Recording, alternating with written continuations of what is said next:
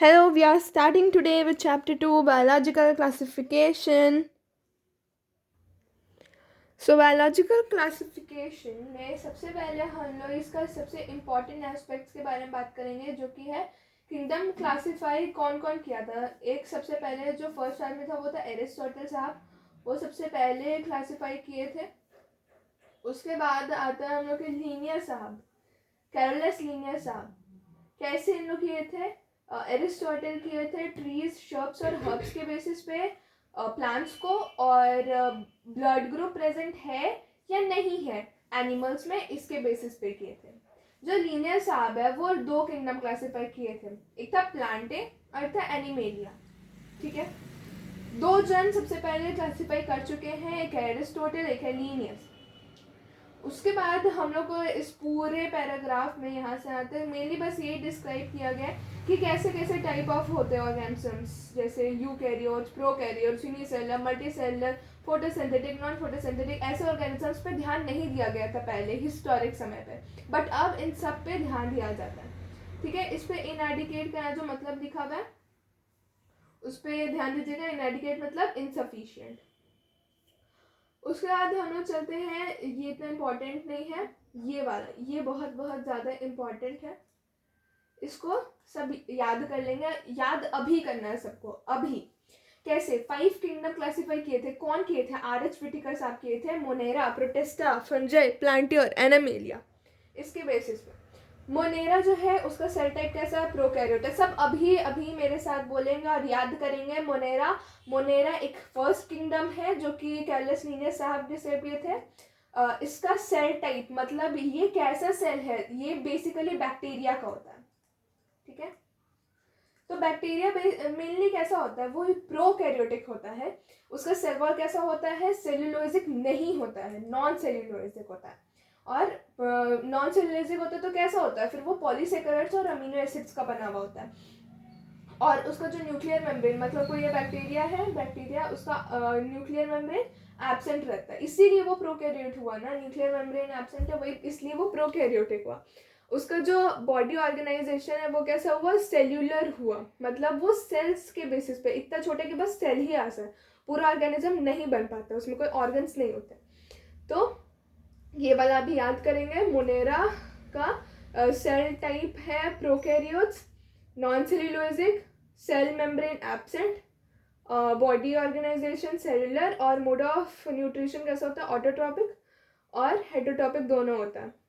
Chemo मतलब chemical का, photo मतलब जो लाइट से खाना बनता है। ठीक है, प्रोटिस्टा बेसिकली ये प्रोटोजोइंस के लिए होता है। प्रोटिस्टा इसका सेल टाइप है यूकैरियोटिक, मतलब यूकैरियोट्स है, मतलब इसका सेल मेम्ब्रेन प्रेजेंट है। ये सभी याद कर लीजिएगा, ये बहुत इंपॉर्टेंट है। नेक्स्ट आगे चलते हैं। आगे आर.एच. व्हिटेकर साहब। आर.एच. व्हिटेकर ने 1969 में प्रपोज किया था 5 kingdom classification. The kingdom defined by him was named as Monera, Protista, Fungi, Plantae and Animalia. The main criteria for this classification, ये MCQ में कभी कभी पूछा जाता है कि ये इसका मेन क्राइटेरिया क्या है। तो ये है इसका सेल स्ट्रक्चर, सेल कैसा है, उसका बॉडी का ऑर्गेनाइजेशन कैसा है। जैसे वो बोलते हैं ना कि नेवर जज a book by its cover, तो ये वही है। इसका कवर कैसा है, मोड ऑफ न्यूट्रिशन, उसका रिप्रोडक्शन, उसका फाइलोजेनेटिक रिलेशन, मतलब उसका, इसका मतलब है उसका हिस्ट्री कैसा है, उसका एंसेस्टर, उस बैक्टीरिया या उस ऑर्गेनिज्म का हिस्ट्री कैसा,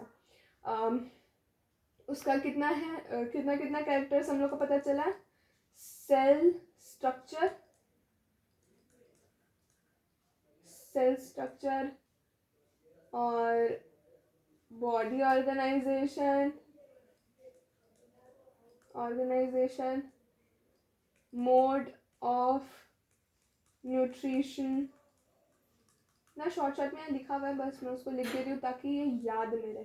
ठीक है, और फिर है रिप्रोडक्शन। ये 4 इंपॉर्टेंट है, सो याद करिएगा। Cell structure, body organisation, mode of nutrition and reproduction. फिर 3 डोमेन, ये 3 डोमेन कौन दिए थे? कार्ल्स वूज दिए थी 3 डोमेन सिस्टम, जो कि 6 किंगडम क्लासीफाई किए थे, ठीक है। 3 डोमेन सिस्टम में ये है। फिर आता है next, let us look at this 5 kingdom classification to understand the issue and consideration that influence the classification system. Earlier the classification system included bacteria, blue-green algae, fungi, mosses, ferns, gymnosperms and angiosperms, under plants. The character, मतलब इतने सारे को सब लोग पहले plant में ही डाल देते थे, पहले कोई क्लासिफिकेशन नहीं हुआ करता था। The character that unified the whole kingdom as, और ये प्लांट में इसलिए आ जाते थे क्योंकि इन लोगों के पास सेल वॉल था, इसी के बेसिस पे वो लोग सब प्लांट किंगडम में आ गए थे। और उन लोगों का आउटर कवर के बेसिस पे कोई ऐसा डिवाइड नहीं किया गया था, ठीक है। This place together groups were widely different, और उनका बहुत सारे कैरेक्टर्स ऐसा भी था जो कि अलग था, लेकिन तब भी सिर्फ सेल वॉल के बेसिस पे इसको प्लांट किंगडम में डाल दिया गया था, जिस वजह से बहुत दिक्कत हुआ कि जो प्रोकैरियोटिक बैक्टीरिया है, जैसे ये ब्लू ग्रीन एल्गी, उसको यूकैरियोटिक के साथ मर्ज कर दिया गया था। Unicellular organisms and multicellular organisms, जैसे ये है क्लाइम्टोमोनास है यूनिसेलुलर और स्पायरोगैरा है मल्टीसेलुलर, इन सबको एक ही ग्रुप में डाल के बहुत दिक्कत क्रिएट हो गया था। Was placed in under the group, ये एल्गी भी प्लांट किंगडम में ही आता है, तो एल्गी को भी प्लांट में डाला गया था। This classification did not differentiate between the heterotropic group. Heterotropic, ये अभी हम लोग ऊपर देखे थे, ये देखिए हेटेरोट्रॉपिक, फंगी के बारे में बोला गया, ये रहा फंगी और ये रहा हेटेरोट्रॉपिक, ठीक है, सही है। फिर तो ये हेटेरोट्रॉपिक ग्रुप जो था फंगी का, और जो ऑटोट्रॉपिक ग्रुप्स था जैसे प्लांट हो गए ऑब्वियसली, उन सबको भी एक ही कैरेक्टर्स में डाल दिया गया था, को मतलब कोई बेसिस पे कैरेक्टराइज किया ही नहीं गया था, इसलिए बहुत दिक्कत हुआ था। फिर when such characters were considered, जब इन सब कैरेक्टर्स को देखा गया, समझा गया कि नहीं इस सब के बेसिस पे भी क्लासिफाई करना चाहिए, तो फिर फंगी को सेपरेट किंगडम में रखा गया, फिर प्रोटिस्टा को भी सेपरेट किंगडम में रखा गया, और प्रोटिस्टा के ग्रुप में ही क्लाइम्डोमोनास, क्लोरेला, हाँ सही है, प्रोनाउंसिएशन इसका क्लोरेला ही होगा। किंगडम प्रोटिस्टा के अंदर क्लाइम्डोमोनास, क्लोरेला और पैरामीशियम और अमीबा, जो कि सेल वॉल है भी किसी में और सेल वॉल नहीं भी है किसी में, उन सबको प्रोटिस्टा ग्रुप के अंदर डाल दिया गया था। और placed in animal kingdom which lacks cell wall, ठीक है, ये सब सेल वॉल, पैरामीशियम में सेल वॉल नहीं होता, अमीबा में सेल वॉल नहीं होता। It has put together organisms which in earlier classification were placed in different kingdoms. This happened because the criteria of classification changed. This kind of changes will take place in future too, depending on the improvement in our understanding of characteristics and evolutionary relationship. ये सब उतना important नहीं है, आप चाहे तो उसको छोड़ सकते हो, ठीक है, मेन तो ऊपर है।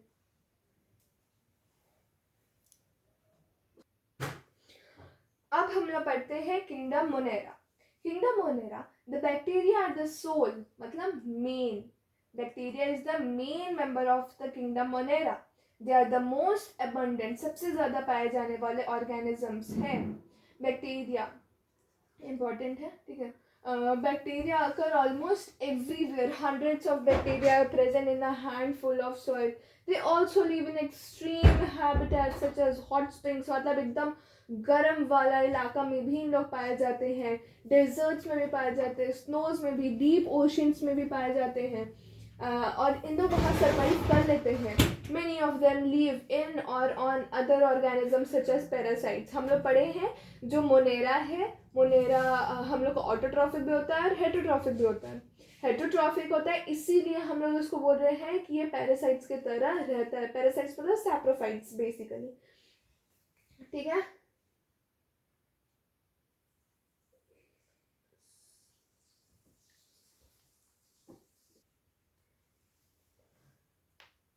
तो ये याद रखना है कि ये पैरासाइटिक नहीं रहते हैं, ये सैप्रोफाइटिक नहीं रहते हैं, पैरासाइटिक रहते हैं। Bacteria are grouped under 4 categories based on their shape. The spherical को बोलते हैं, जो स्फेरिकल शेप, ये हो गया स्फेरिकल जो शेप होते हैं वो कोकी कहलाते हैं, कोकी बैक्टीरिया उन लोग हैं। जो रेड शेप्ड रॉड शेप्ड जो बैसिली होते हैं, जो रॉड शेप बैसिली होते हैं, जैसे कि हो गए ये हो गए हम लोग के रॉड शेप, ऐसे लंबे लंबे से लंबे लंबे, तो इसको हम लोग बेसिलस बोलते हैं, ठीक है, बेसिली। एक कॉमा शेप के भी होते हैं, जैसे ये हो गया ना ऐसे, ये थोड़ा सा खराब बन गया, मतलब हाँ इसी को आप देख सकते हैं कितना प्यारा कॉमा बनाया। ये हो गया विब्रियो, ठीक है। और एक हो गया स्पाइरल शेप, ये हो गया स्पाइरल शेप, ठीक है। और इसका हम लोग बोलते हैं स्पाइरली, ठीक है। एक हम लोग के साथ बोलिए कौन कौन से बैक्टीरिया है, कोकी, बैसिली, विब्रियो और स्पाइरला, ठीक है। दो द बैक्टीरियल स्ट्रक्चर, बहुत इंपॉर्टेंट लाइन है, बहुत इंपॉर्टेंट, इससे क्वेश्चंस बहुत बनते हैं। दो the bacterial structure is very simple, bacteria का स्ट्रक्चर बहुत सिंपल है, जैसे बस ऐसे हो गया, ऐसे हो गया, रॉड शेप्ड हो गया, बहुत सारा ऐसे ऐसे हो गया, इतना सिंपल स्ट्रक्चर है, ऐसे कोई बच्चा भी ड्राइंग बना दे। They are very complex in behaviour, उन लोगों का कॉम्प्लेक्स बहुत अलग होता है, बिहेवियर बहुत कॉम्प्लेक्स होता है। Compared to many other organisms, bacteria as a group shows the most extensive metabolic, ये वाला लाइन बहुत, इसको भी अच्छे से याद करिएगा, ये कैसे है, एक्सटेंसिव मेटाबॉलिक डाइवर्सिटी है इसका। Some of the bacteria are autotrophic, that is they synthesize their own food from inorganic substance. They may be photosynthetic, autotrophic, or chemotrophic autotrophs. The vast majority of bacteria are heterotrophs, that is, they depend on other organisms or on dead organic matter of food. अब इसमें हम लोग समझते हैं क्या बोल रहा है कि बैक्टीरिया का स्ट्रक्चर सिंपल होता है बट उन लोग का बिहेवियर बहुत अलग होता है, उन लोग एक्सटेंसिव मेटाबॉलिक डाइवर्सिटीज दिखाते हैं, ठीक है, मोस्ट एक्सटेंसिव मेटाबॉलिक डाइवर्सिटी। इसका बहुत इम्पॉर्टेंट मीनिंग है एक्सटेंसिव मेटाबॉलिक एक्टिविटी। इसका ये मतलब है जो बैक्टीरिया है वो बहुत ऑटोट्रॉफिक और heterotrophic mode of nutrition show करता है। तो इसका मतलब है बैक्टीरिया बहुत तरीके से अपना फूड को डाइजेस्ट कर सकता है, उसके पास इतना ताकत है कि वो ऑटोट्रॉफिक से भी कर सकता है, जैसे वो कीमो और वो फोटो और वो सैप्रोफाइटिक और वो पैरासाइटिक, इसलिए इसको वास्ट वैरायटी का एक्सटेंसिव मेटाबॉलिक डाइवर्सिटी के लिए बोला गया है। बहुत डाइवर्स है ये इसलिए डाइवर्स है क्योंकि बहुत तरीके का डाइजेशन हो सकता है, ठीक है। ओह शिट, ठीक है, ये वाला हो गया। सम ऑफ द बैक्टीरिया और ऑटोट्रॉफिक, कुछ ऑटोट्रॉफिक होते हैं, मतलब जो खुद से खाना बनाते हैं, they make their own food from inorganic substances. Inorganic substances कैसे क्या होते हैं inorganic substances?